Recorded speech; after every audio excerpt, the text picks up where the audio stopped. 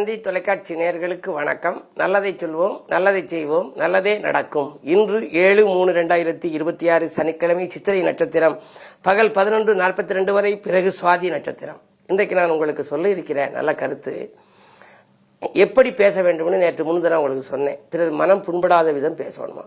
உடலிலே எத்தனை அங்கங்கள் இருந்தாலும் வம்பு வழக்குகள் வருவது எதனால அப்படின்னா வாயினாலதான்.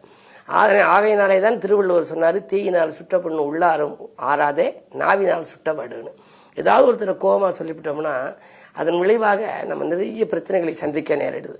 ஆகையினாலே தாயிடம் அன்பாக பேசணும், தந்தையிடம் பண்பாக பேசணும், ஆசிரியரிடம் அடக்கமாக பேசணும்னு சொல்லி நேற்று சொன்னேன்.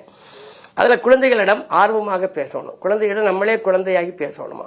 அது எதில் விரும்புதோ அதை நம்ம சொல்லி அதில் கொஞ்சம் ஆர்வம் காட்டி பேசணும். அதுக்கு பிறகு உறவினர்களிடம் நம்ம பரிவாக பேசணும்னு சொன்னேன். உறவினர்களிடம் நம்ம பரிவாக பேசுவது மட்டுமல்ல, நண்பர்களிடம்தான் உரிமையோடு பேசலாம்.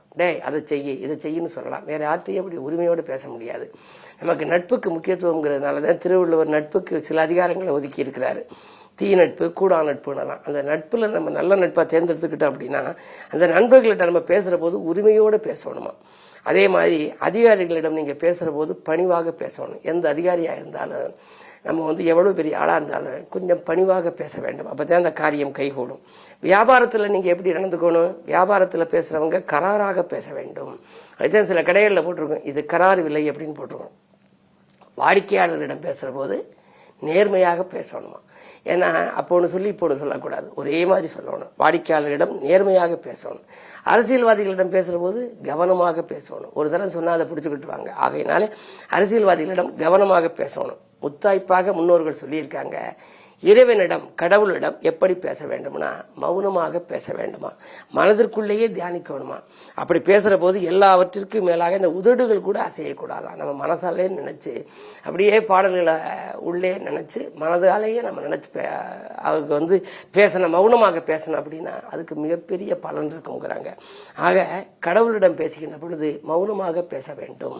பிறர் மனம் புண்படாதபடி பேசணும்னா நம்ம வாழ்க்கையும் நல்லா இருக்கும். ஆகையினாலே இந்த பேச்சுக்களை என்பது ஒரு பெரிய கலை. எப்படி பேச வேண்டும் என்பதை முன்னோர்கள் அழகாக வரையறுத்து வைத்திருக்கிறார்கள். அதை நாமும் கடைபிடித்தால் நம்முடைய வாழ்க்கையும் சீராகவும் சிறப்பாகவும் அமையும் என்ற கருத்தை தெரிவித்து இனி இந்திய ராசி பலன்களை இப்பொழுது உங்களுக்கு வழங்கப் போகின்றேன்.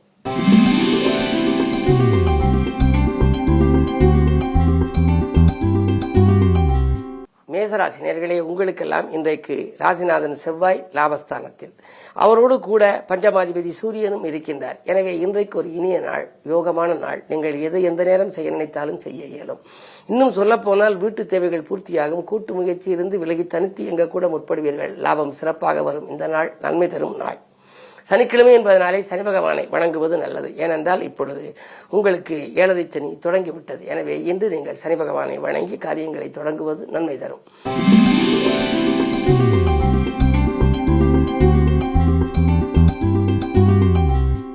ரிஷபராசி நேயர்களே, உங்களுக்கு 11ஆம் இடத்திலே சனி.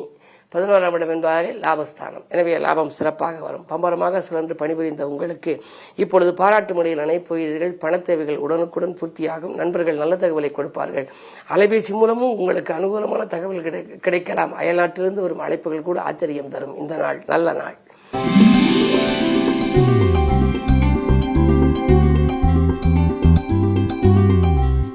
மிதுனராசி நேயர்களே, உங்களுக்கு இன்று மிகச்சிறந்த நாள். ராசியிலேயே குரு இருக்கின்றார். தொழில் தொடங்குவது பற்றி சிந்திப்பீர்கள்.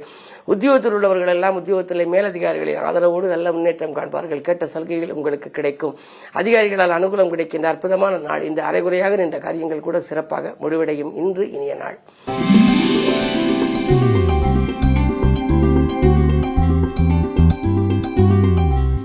கடகராசி நேயர்களே, உங்களுக்கு அஷ்டமத்து சனி விலகிவிட்டது. இன்று சனிக்கிழமை. நேற்று தினம் சனி பயிற்சியாகிவிட்டது. இன்று சனிக்கிழமை என்பதனாலே அருகில் இருக்கும் ஆலயம் சென்று சனி பகவானை வணங்கிவிட்டு நீங்கள் காரியங்களை தொடருவது நல்லது.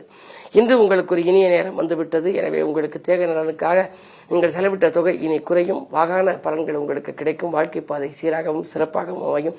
பணவளம் நன்றாக இருக்கின்றது. தொலைபேசி மூலம் மகிழ்ச்சியான தகவல் அதிகாலையிலேயே உங்களுக்கு கிடைக்கலாம். உத்தியோகத்தில் மேலதிகாரிகள் உயர் பதவி உங்களுக்கு தருவதற்கான கருத்துக்களை எடுத்துரைப்பார்கள். இந்த நாள் நல்ல நாள், மிகச்சிறந்த நாள்.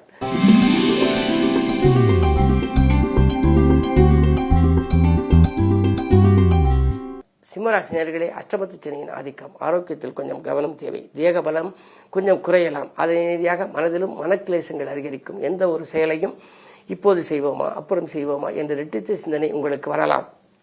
தீர்க்கமாக முடிவெடுக்க முடியாமல் திணறுவீர்கள். இருந்தாலும் கூட தேக நலனிலும் பாதிப்பு ஏற்படாமல் இருக்க தெய்வ பலம் உங்களுக்கு கை கொடுக்கும். ராசியிலேயே கேது இருக்கின்றார். இன்று அதிகாலையில் ஆணைமிகு பெருமானை வழிபட்டு பிறகு அஷ்டமத்து சனியின் ஆதிக்கம் இருப்பதனாலே சனி பகவானையும் வணங்கி காரியத்தை தொடங்குங்கள். கண்டிப்பாக உங்களுக்கு வெற்றிகரமாக காரியங்கள் முடிவடையும்.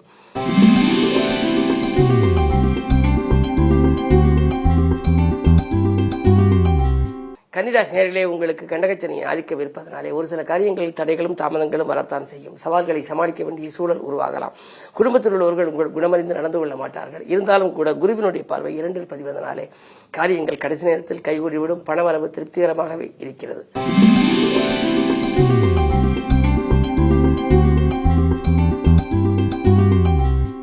துலாம் ராசினியர்களே, உங்களுக்கு குருச்சந்திர யோகம் இருப்பதனாலே கொடுக்கல் வாங்கல்கள் சீராகவும் சிறப்பாகவும் இருக்கும். சிக்கல்கள் தீரும், சிரமங்கள் குறையும். பிரிந்து சென்றவர்கள் பிரியமுடன் வந்து நினைவார்கள். குடும்ப நலன் கருதி நீங்கள் பயணம் ஒன்றை மேற்கொள்வீர்கள்.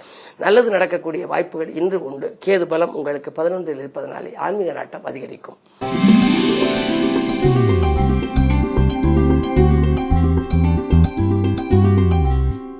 விருச்சிக ராசினியர்களே, உங்களுக்கெல்லாம் இன்றைக்கு குருவினுடைய பார்வை 2, 12 ஆகிய இடங்களில் பதிகிறது.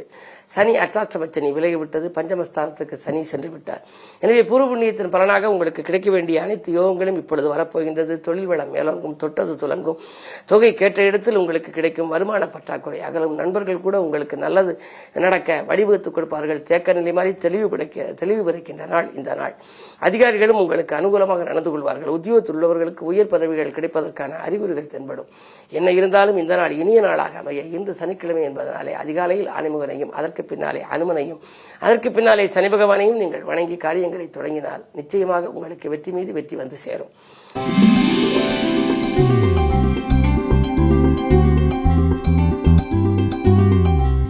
தனுசு ராசினியர்களே, குரு பார்க்கின்றார். எனவே குழப்பங்கள் அகலும், குதூகலம் கூடும். குழந்தைகள் நலன்கருதி நீங்கள் எடுத்த முயற்சிகளில் உங்களுக்கு வெற்றி கிடைக்கலாம். சனி அர்த்தாஷ்டம சனியாக வந்துவிட்டார். எனவே உங்களுக்கு ஆரோக்கிய தொல்லைகள் இடையிடையே வரலாம். அச்சுறுத்தல் ஏற்படுகின்ற பொழுது மருத்துவ ஆலோசனை பெறுவது நல்லது. சுப செலவுகளை மேற்கொள்ளுங்கள். வீண் விரயங்களிலிருந்து விடுபடலாம். இல்லத்திற்கு தேவையான அத்தியாவசிய பொருள், ஆடம்பர பொருட்களை வாங்குவதில் கவனம் செலுத்துவீர்கள். இன்று மாலை நேர பயணம் மகிழ்ச்சி தரும்.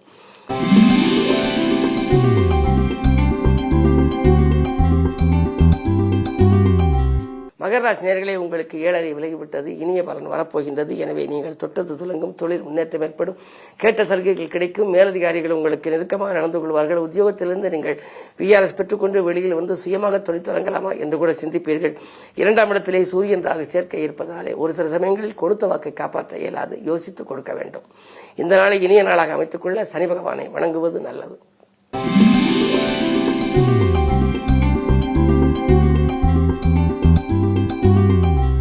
கும்பராசினியர்களே, உங்களுக்கு ஜென்மச்சனி விலகி இப்பொழுது குடும்பச்சனியாக வருகிறது. குடும்பத்தில் சுபகாரியங்கள் நடைபெறும். உடன்பிறப்புகள் உதவிக்கரம் மீட்டுவார்கள். கடன் சுமை குறைய புதிய வழிபிறக்கும். வாங்கல் கொடுக்கல்கள் சீராகவும் சிறப்பாகவும் அமைய குரு பகவானின் பார்வை கை கொடுக்கின்றது. கல்யாண கனவுகள் நனவாகலாம். வரன்கள் வந்து விட்டு போனதே என்று கவலைப்பட்டவர்களுக்கு இந்த புதிய இடத்திலிருந்து வரன்கள் வரலாம். அது உங்களுக்கோ உங்களை சார்ந்த குடும்பத்தினருக்கோ நடைபெறும் ஒரு சுப நிகழ்ச்சிகளுக்கான அறிகுறியாக தென்படும். இந்த நாள் உங்களுக்கு ஒரு யோகமான நாளாக அமைய அனுமனை வழங்குவது நல்லது.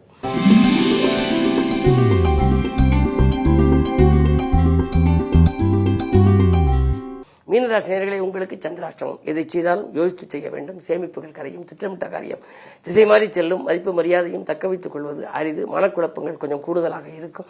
எதை நீங்கள் செய்ய நினைத்தாலும் நீங்கள் அனுபவஸ்தர்களின் ஆலோசனைகளை கேட்டு செய்வதே நல்லது. இன்று சனிக்கிழமை சனி பகவானை வணங்குவது உத்தமம். மேலும் விவரங்கள் அறிய தினத்தந்தி படியுங்கள்.